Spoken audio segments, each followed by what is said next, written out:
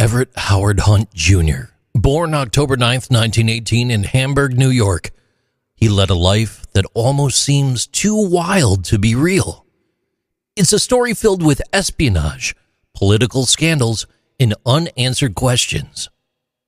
His career was essentially a living spy novel, packed with international intrigue and shadowy missions. Hunt wasn't just any government worker. He was a high-stakes player in the secret world of intelligence, and his actions left a mark on history that cannot be forgotten. After graduating from Hamburg High School in 1936 and earning a degree from Brown University in 1940, Hunt joined the war effort, serving in the U.S. Navy and then the Army Air Forces. But then the real adventure began after World War II, when he slipped into the world of espionage. By 1949, Hunt was working for the newly formed Central Intelligence Agency, the CIA, in its Office of Policy Coordination, the division responsible for covert operations during the high-stakes Cold War era. This was a time when the CIA was basically reinventing itself, scrambling to contain communism and willing to do whatever it took to protect American interests. One of Hunt's early and infamous assignments was in 1954 in Guatemala. He played a pivotal role in Operation PB's success, a coup that overthrew President Jacobo Arbenz. This wasn't just a quick, simple overthrow. Hunt orchestrated psychological warfare, spreading fake news and staging events to make Arbenz look like a communist threat. The operation, backed by the United Fruit Company, ended up crippling Guatemala for decades. Even today, many of the files about Hunt's involvement are still classified, hinting at secrets too damaging to reveal. And then there was the Bay of Pigs invasion in 1961, where Hunt found himself neck deep in another CIA operation gone horribly wrong. The mission was a U.S.-backed attempt to overthrow Cuban leader Fidel Castro using Cuban exiles. Hunt had a key role in preparing anti-Castro propaganda, but the whole thing blew up in America's face. Kennedy's administration was humiliated, and the fallout reshaped CIA operations. What's less commonly known is that there was discussions about using even more extreme measures, like poisoning Cuba's sugar crops to ruin the economy.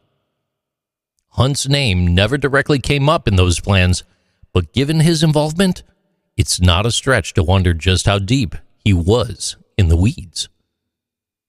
Despite these setbacks, Hunt kept busy, and not just with the CIA.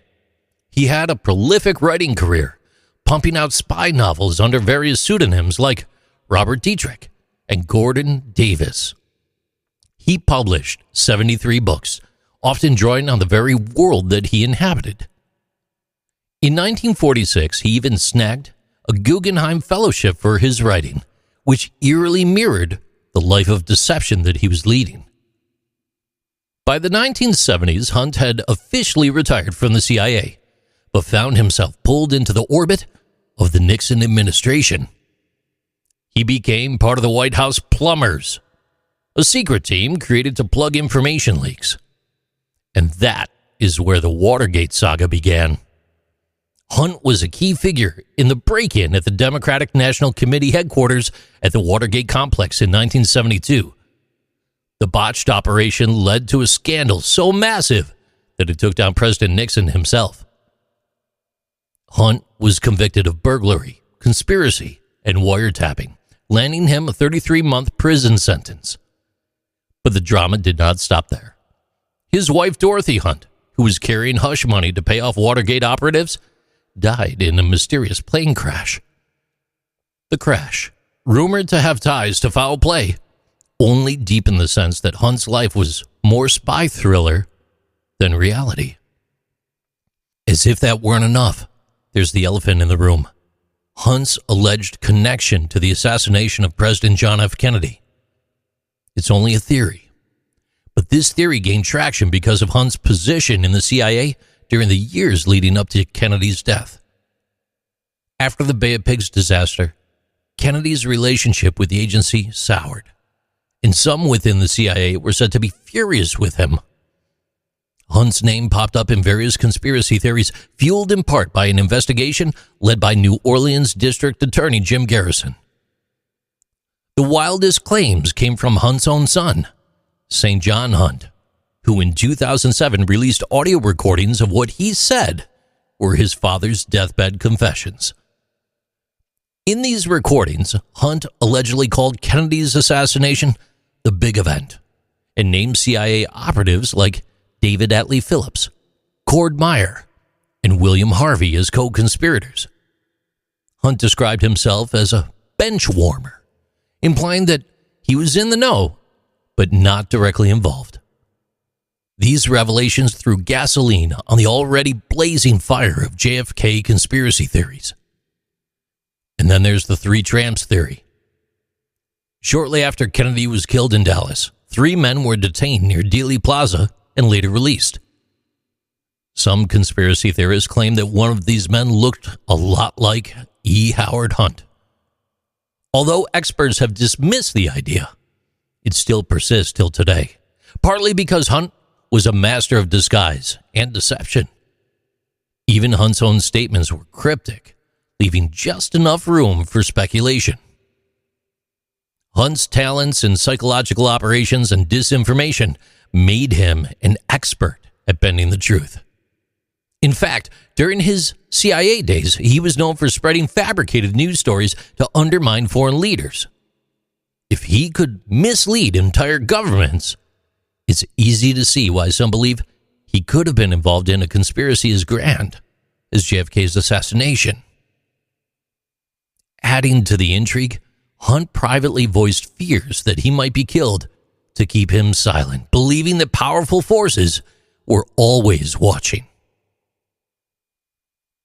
After serving prison time, Hunt tried to lead a quieter life, writing novels, splitting his time between Mexico and Miami. But his reputation as a key player in some of the most controversial and shadowy events of the 20th century never faded.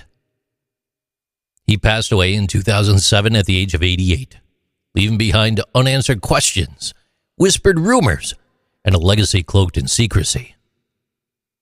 Even now, as historians and conspiracy theorists pick apart his life, E. Howard Hunt remains a figure both legendary and shrouded in mystery. Whether he was a loyal soldier in America's covert wars or something far darker, it's a puzzle that may never fully be solved. His story, though, continues to fascinate. A spy who wrote spy novels but whose real-life exploits were far more extraordinary than anything that he ever put on paper. These are Interesting Things with JC.